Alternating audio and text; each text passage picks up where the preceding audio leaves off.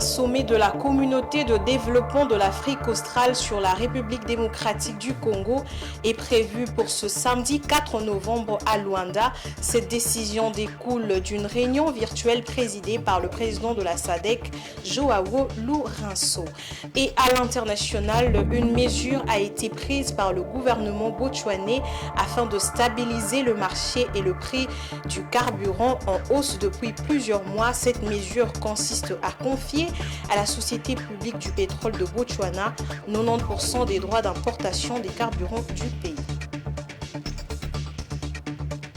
Mesdames et messieurs, bonsoir et bienvenue dans cette livraison de l'actualité. Je l'ai dit en titre, Luanda accueillera samedi un sommet de la communauté de développement de l'Afrique australe, SADC, sur la République démocratique du Congo.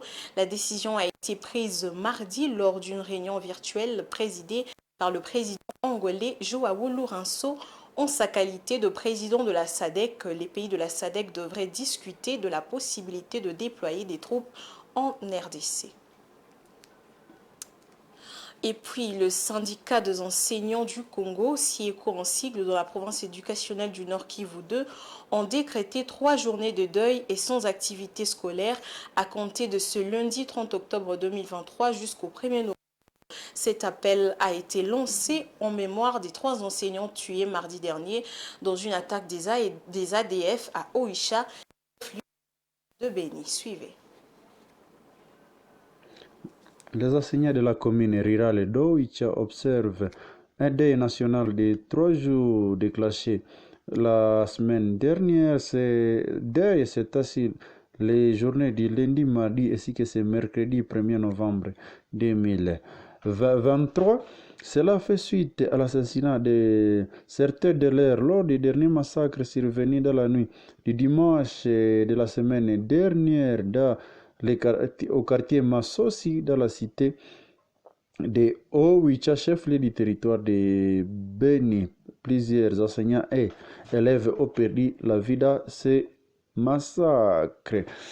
Ce deuil national sera levé ce mercredi 1er novembre 2023 en condition que les autorités nationales et le gouvernement national se présentent dans la cité de Oicha pour apporter solution à ces problèmes qui se vivent dans cette région depuis plus de 7 ans que la population est en train d'être massacrée dans la cité de Oicha ainsi que le territoire de Béni et Irumu à Ituri. Plus il ne passe aucune semaine sans que la population ne soit massacrée dans cette partie de la République démocratique du Congo. Depuis Butembo, Gloire Bakiaoulene. Restons toujours dans le Nord Kivu. Médecins sans frontières condamnent les récentes violences autour de cette structure de santé, rappelant qu'en même temps, des conflits et des règles à respecter sont importantes. Cet organisme s'inquiète de la dégradation de la situation sécuritaire au nord de Goma après les attaques perpétrées à proximité des installations par les groupes rebelles. Suivez le commentaire d'André Moumak. Médecins sans frontières s'inquiètent de la dégradation de la situation sécuritaire au nord de Goma après des attaques perpétrées à proximité des installations par des rebelles et groupes armés. La crise sécuritaire dans l'est de la RDC n'épargne personne, encore moins les sites des déplacés des Kanyaruchinya en territoire des Nyiragongo. Médecins sans frontières révèle à travers un communiqué, je cite, le 23 et 26 octobre dernier, les combats près du centre de santé y ont fait fuir une dizaine de patients hospitalisés pour des cas de choléra ainsi qu'une vingtaine de personnes déplacées et blessées. Médecins sans frontières, comme les populations de Goma, précisent que ces événements ont mis en danger la vie des patients et des soignants. C'est vraiment avec une grande consternation que nous avons appris que 2 structures appuyées par l'Organisation internationale Médecins sans frontières ont été attaqués, c'est-à-dire se sont retrouvés en milieu de combat entre les différentes fractions de groupes armés actifs à Nyiragongo. C'était à Kanyaruchinya, dans les camps de déplacés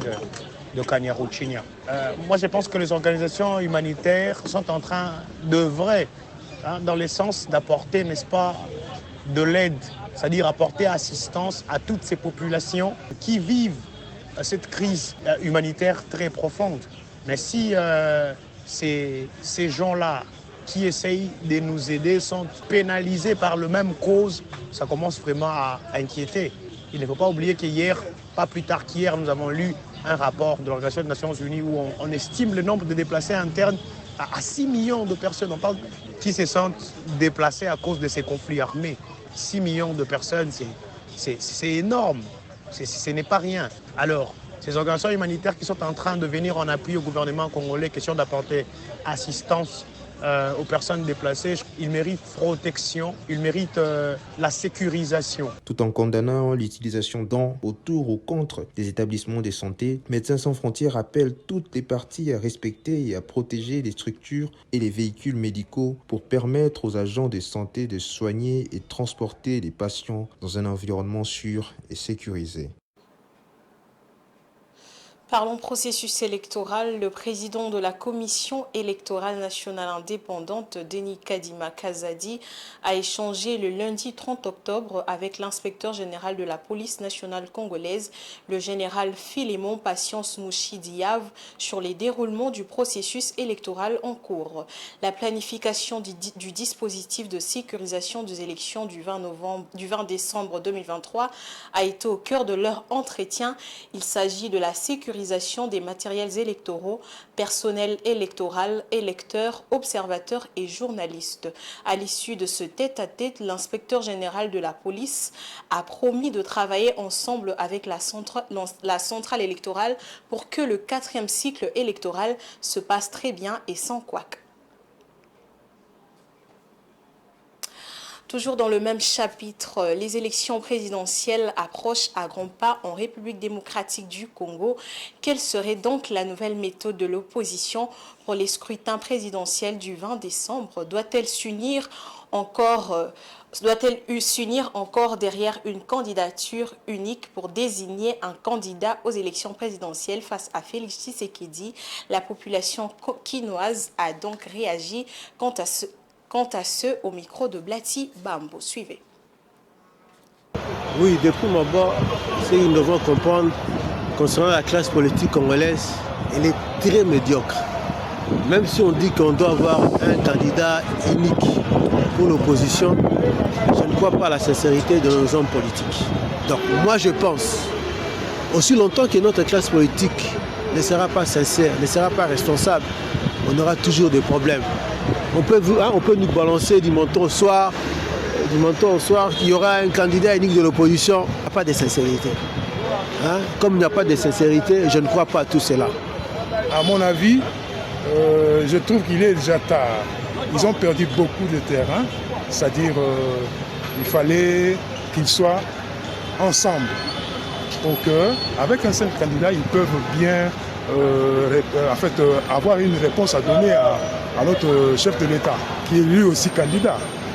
Donc je pense que pour le moment, ils sont vraiment en retard. Il avait fallu qu'ils se réunissent tous et qu'ils choisissent un candidat commun. Le président de la Cour constitutionnelle, Dieudonné Kamuleta, a lancé l'opération d'octroi des cartes biométriques pour tous les magistrats. Question d'identifier tous les magistrats congolais. Le président de la Cour constitutionnelle a donné les explications concernant les avantages de cette carte. Parmi les bénéficiaires, il y a notamment les nouveaux magistrats de la promotion dite d'état de droit. Les détails avec Patience Lokeke. C'est pour lutter contre la fraude dans la profession de magistrat que le président de la Cour constitutionnelle, Dieudonné Kamuleta, a lancé officiellement la cérémonie de l'opération d'octroi de cartes biométriques à tous les magistrats en présence du secrétaire permanent et de nouveaux magistrats de la promotion dite état de droit venus de partout pour bénéficier de cette qualification. Voulant prêcher par l'exemple, Dieudonné Kamuleta a lui-même rempli toutes les formalités qui lui a permis de recevoir sa carte biométrique. Au sortir de la salle, le président de la Haute Cour est revenu sur les avantages de cette carte. Les cartes biométriques que nous livrons à partir d'aujourd'hui, c'est pour tous les magistrats du pays, tous. Et vous verrez que sur ces cartes-là, ce qui est écrit, c'est juste magistrat. À telle enseigne que pour tous les magistrats du pays, les cartes sur lesquelles il y aura ma signature, la mention c'est juste magistrat. Mais en bas, il y a un code QR. Ce code QR-là, c'est là que sont détenus tous les détails. Les bénéficiaires de la carte ont en leur tour salué cette initiative. Une innovation, ce sont des cartes qui vont remplacer les anciennes cartes avec le code QR. Il n'y aura pas possibilité de tricher. Ce sont des cartes qui vont nous servir pour être dans des services qui seront vraiment bien verrouillés pour montrer vraiment la célérité et la discipline qui est dans ces corps. Signalons que cette carte, qui portera la signature du président de la Haute Cour, sera livrée à tous les magistrats de la République démocratique du Congo. Après son séjour dans les Hauts-Ouélé et Bas-Ouélé notamment, le chef du gouvernement, Samalou Kondé, a regagné Kinshasa à Buta. Le Premier ministre a eu plusieurs réunions avec les autorités locales qui lui ont présenté les desiderata de la population. Sur place, le Premier ministre a aussi présidé le Conseil provincial de sécurité où plusieurs questions ont été abordées. Suivez le gouverneur Jean-Robert Nzanza qui résume le contenu de cette réunion. Nous venons juste de terminer le Conseil provincial de sécurité élargi avec les autres membres. Nous avions pu, à l'issue de cette réunion, nous avons pu présenter l'état des lieux de la province qui se présente environ sur 5 points principaux. Le premier, c'était la sécurité intérieure. La province est relativement calme. Nous avons abordé la situation de la sécurité au niveau des frontières où il y a quand même quelques points saillants. Nous avons l'occupation illégale, irrégulière de notre province, environ 3 territoires occupés par les Mbororo, le peuple nomade, avec leurs cheptels. Ils détruisent l'écosystème, ils véhiculent des maladies et il y a un sérieux problème de cohabitation qui est conflictuel avec la population. Nous avons aussi abordé le sujet des incursions des groupes armés rebelles venant de la République centrafricaine, parce que plus il faut noter que la province de Bas-Ouélé a 800 km de frontières avec la République centrafricaine. Nous avons aussi abordé la situation de la démobilisation et bien entendu le cas des réfugiés. En 2003, nous comptions environ 32 000 réfugiés, mais durant les dernières guerres qui se sont déroulées en République centrafricaine et la dernière qui date d'un mois, il y a environ 68 000 réfugiés maintenant dans le territoire de Bondo. Et ce qui pose un problème parce que ceux-ci ne sont pas pris en charge par les organismes internationaux et nous déjà nous avons des sérieux problèmes. Mais le point saillant où nous avions abordé, c'est la situation socio-économique de la province. Elle est complètement enclavée, les routes complètement en mauvais état et le Premier ministre, chef du gouvernement, a promis d'y apporter des solutions idoines afin que cette population qui est en 80% agricole puisse profiter de ces routes pour le commerce de produits d'agriculture. Les scientifiques africains doivent se libérer de la domination occidentale. C'est une déclaration de Jean-Luc Mélenchon. L'opposant français a lancé cet appel aux hommes de science lundi à Kinshasa. Les propos du leader des Insoumis a suscité des réactions comme celle du professeur Anaclé Vumbo et Eudes Mienanzambi, tous deux enseignants à l'Institut facultaire des sciences de l'information et de la communication. Ils ont été interrogés par Didier Ilunga et Giscard Tamba. Un chercheur définit d'abord les contextes de l'arrivée de Jean-Luc Mélenchon. Est-ce que ce dernier vient comme opposant, vient comme intellectuel, vient comme acteur politique? Bref, il faut d'abord chercher à définir les contextes. Parce que si on ne définit pas les contextes, c'est déjà mal parti. Alors, mais quand ce dernier se retrouve à la première université du pays, et ça signifie qu'il est réfléchi, il est opposant à Emmanuel Macron, il a raison par rapport à leur contexte, parce que c'est la France insoumise. Et qui dit France insoumise, c'est qui suivent la politique internationale complète qui est réellement Jean-Luc Mélenchon. Mais est-ce qu'il a jeté de l'opprobre sur les scientifiques? Je crois non. Il a simplement dit à haute voix ce que beaucoup, ou les communs des mortels, disent à mi-voix. Parce que, est-ce qu'il y a domination? Il n'y a pas de domination. Si effectivement il y a domination. Je disais ici que, question, aujourd'hui, moi je suis enseignant à l'université, et pas n'importe quelle université, je suis à l'IFASIC. Vous allez vous rendre compte que beaucoup d'étudiants se donnent quand même le devoir de maîtriser les différents auteurs occidentaux, Mais qui connaissent Yves Moudimbe ici? Qui connaissent Georges Ngal? Oui, Zamenga Batukezanga, on peut quand même les citer. Mais combien? Malheureusement, aujourd'hui, nous avons des licenciés qui quittent les campus sans avoir lu un seul ouvrage. Donc, le problème est là. Il a simplement dit à haute voix pour dire relevez les défis. Allez-y. L'Afrique constitue les cimetières pour ses dirigeants. Pour la simple raison parce que, on va se faire soigner en Occident, on va les vacances en Occident, et une fois on meurt, on va l'enterrer en Afrique. Pour moi, Jean-Luc Mélenchon, au regard de sa posture de la France insoumise, n'a dit que ce qu'il devrait dire en opposant bien entendu un intellectuel averti. Les Africains, les intellectuels africains n'ont pas attendu la validation des connaissances par l'Occident pour se dire scientifiques. L'Afrique produit des connaissances dans plusieurs domaines, mais ce qui nous manque, c'est peut-être la publicité ou l'accompagnement qui va vers leur réification, le rendre réel et au service de la société. Dans nos universités, nous avons beaucoup de connaissances, mais ces connaissances-là moisissent dans des tiroirs. Donc il ne faut pas attendre qu'un étranger vienne pour que vous vous réveillez, non. En sport, en prélude du début des éliminatoires de la Coupe du Monde 2026 Zone Afrique, le sélectionneur-manager de la République démocratique du Congo, Sébastien Desabre, sera en conférence de presse au siège de la FECOFA ce jeudi 2 novembre 2023 à 13h, heure de Kinshasa, pour la publication de la liste de sélectionnés pour la trêve internationale du mois de novembre. La RD Congo affrontera la Mauritanie le 15 novembre 2023 à Kinshasa au stade de Martyrs pour le camp de la première journée et le Soudan le 19 novembre en Libye au stade de Martyrs du Bénina de Benghazi pour le camp de la deuxième journée. L'actualité, c'est aussi au-delà de la République démocratique du Congo. Place à présent à la page internationale.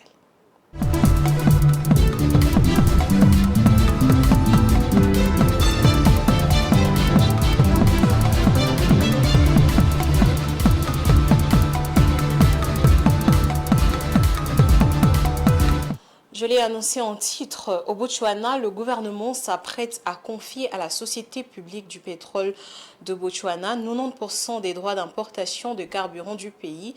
La mesure qui sera effective d'ici le mois d'avril prochain a pour but de stabiliser le marché et le prix en hausse depuis plusieurs mois en raison d'approvisionnement à partir des raffineries sud-africaines. Suivez le commentaire de Jojo Moulamba. Pour assurer un meilleur approvisionnement en carburant, l'État botswanais prendra en charge 90% des importations. Selon la Société publique du pétrole de Botswana, cette décision a pour but de confier à Botswana Oil la responsabilité de la sécurité de l'approvisionnement du pays, en particulier à la lumière des incertitudes croissantes de la chaîne d'approvisionnement mondiale et régionale qui menacent la sécurité de l'approvisionnement du pays. Selon cette société, elle a l'intention d'établir des contrats avec plusieurs fournisseurs et de centraliser leur volume, tout en renforçant ainsi son pouvoir de négociation en matière de prix. Les Botswana consomment environ 22 000 barils de combustible liquide par jour. Face à la crise de l'approvisionnement, le gouvernement explore également des options liées à l'installation d'infrastructures de stockage dans le port mozambicain et namibien. En amont, le Botswana est depuis quelques années très actif dans l'exploration de méthane de huile. Plusieurs campagnes sont actuellement en cours d'exécution, certaines ayant débouché sur des phases de prédéveloppement. Rappelons que l'Afrique du Sud est le principal exportateur de carburant vers le Botswana. Et dans le cadre de son programme d'investissement en Afrique, Arise Integrated Industrial Platform espère décrocher au moins 250 millions d'euros, soit 164 milliards de francs CFA sous forme de prêts auprès de la Société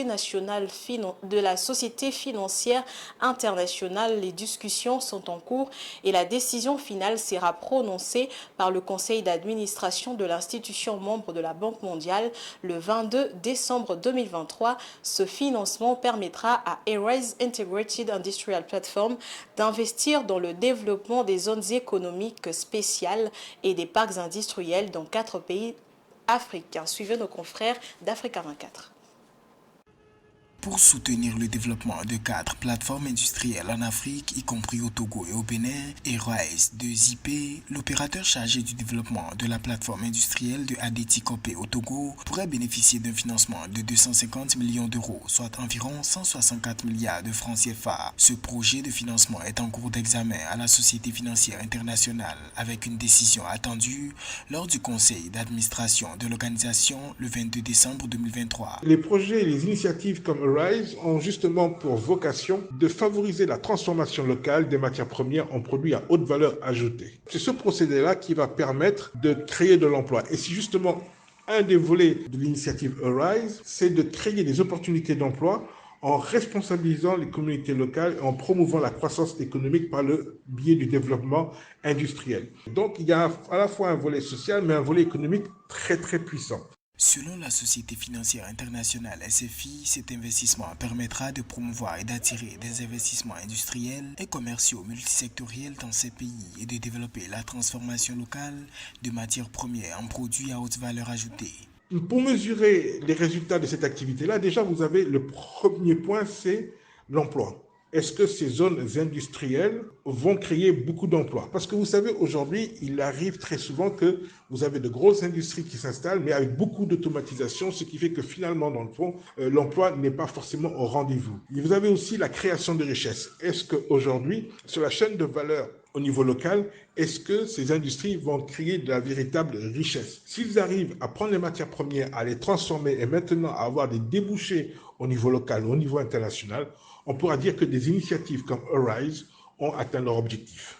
Plafonnée à 250 millions d'euros, la proposition de financement comprend un prêt de la Société financière internationale de 63 millions d'euros, des prêts parallèles de 107 millions d'euros et un prêt de l'Association internationale de développement IDA chiffré à 80 millions d'euros. En juin 2023, Airwise de ZIP avait déjà obtenu une facilité de crédit de 400 millions de dollars de la part de la Banque africaine d'import-export Afreximbank.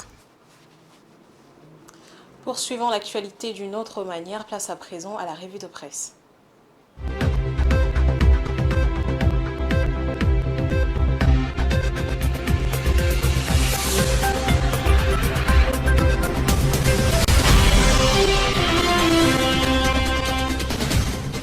Nous avons Blaise Kouzola pour la revue de presse de ce 31 octobre 2023. Bonsoir Blaise Kouzola. Bonsoir Damani Mujinga et bonsoir à nos fidèles téléspectateurs. Alors, la présidentielle de décembre 2023, 26 candidats confirmés à la Cour constitutionnelle. En effet, Damani Mujinga, c'est la prospérité qui a donc titré ce matin. Dernier virage vers la présidentielle de 2023, 26 candidats validés et confirmés par la Cour constitutionnelle. Très menacé à cause de la problématique de sa nationalité, Moïse Katumbi a été enfin validé. Félix Tshisekedi, pourtant attaqué par Seth Kikouni pour une question de prénom repris sur la liste, a été lui aussi validé. Tous les autres, selon la nomenclature de la première liste, l'ont été après examen de dossier de chacun. De bien plus, Joël Billet et Enoch Ngila, de nouveau, ont été ajoutés et validés, d'où la liste définitive s'est rallongée. Ils sont désormais 26 candidats. Ainsi, en a décidé la Cour constitutionnelle siégeant en matière de contentieux électoral en son audience de ce lundi 30 octobre 2023. Ainsi donc, à la liste provisoire publiée le 19 octobre dernier par la CENI et qui initialement comptait 24 candidats, 2 autres dont une femme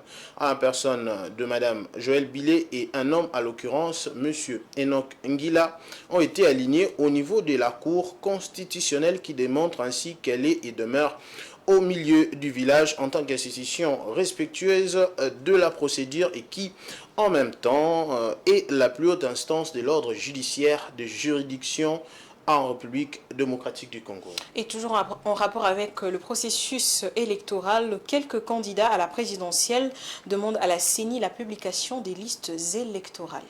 En effet, Damel Mouzinga, c'est le site internet actualité.cd qui a donc titré aujourd'hui, mardi 31 octobre 2023, des candidats à la présidentielle dont Moïse Katumbi, Martin Fayulu et Denis Mukwege réclament la publication de listes électorales dans chaque bureau de vote et demande une réunion urgente avec Denis Kadima. Plusieurs candidats à l'élection présidentielle de 2023 en République démocratique du Congo, dont Moïse Katumbi, Martin Fayulu, Denis Mukwege, Marie-Josée Ifoku, Seth Kikouni et Franck Diongo, ont publié une déclaration conjointe le 31 octobre exigeant la Commission électorale nationale indépendante de rendre publiques les listes électorales dans chaque bureau de vote conformément à la loi électorale. Ils ont également demandé la publication complète de la cartographie des bureaux de vote ainsi que la géolocalisation de machines à voter. Ces candidats ont sollicité à la Cour constitutionnelle,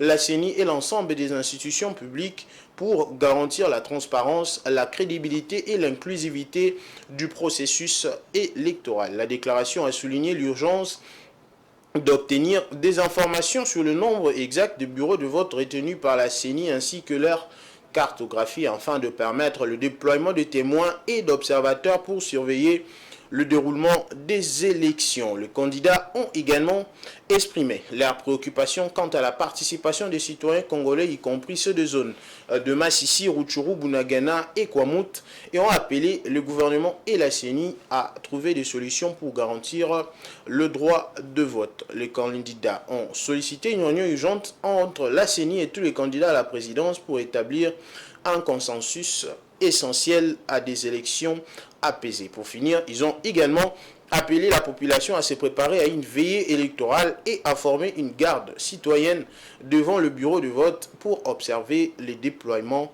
de vote. Et enfin, Blaise Kozola, éliminatoire Coupe du Monde 2026. La liste de Léopard sera connue le jeudi 2 novembre.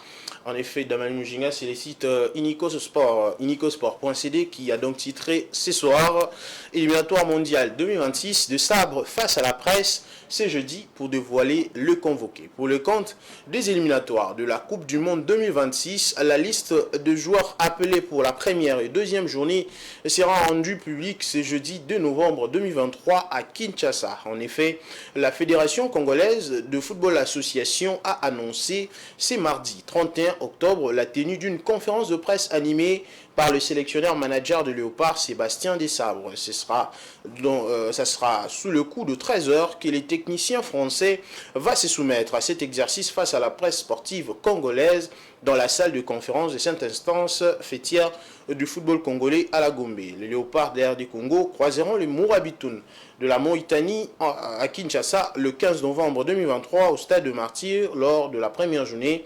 4 jours après, les Congolais vont se déplacer pour croiser les Fauves du Soudan le 19 novembre en Libye au stade de Martyrs du Benina de Benghazi pour le compte de la seconde journée. C'est donc par ce récit que nous mettons un point à cette revue de presse. Merci à vous, Blaise Kozola. Je vous remercie, Damani Mujinga. Fin de cette revue de presse.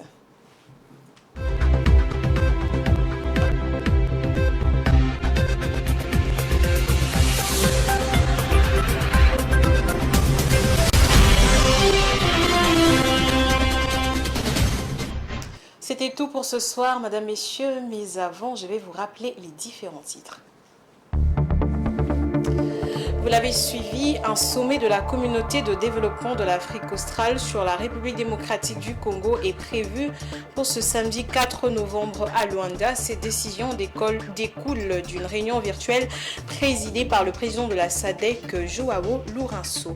Et à l'international, une mesure a été prise par le gouvernement botswanais afin de stabiliser le marché et le prix du carburant en hausse depuis plusieurs mois. Cette mesure consiste à confier à la société publique du pétrole de Botswana 90% des droits d'importation des carburants du pays. Ce journal est complètement terminé. Merci à vous de l'avoir suivi et bonne suite de programme chez vous.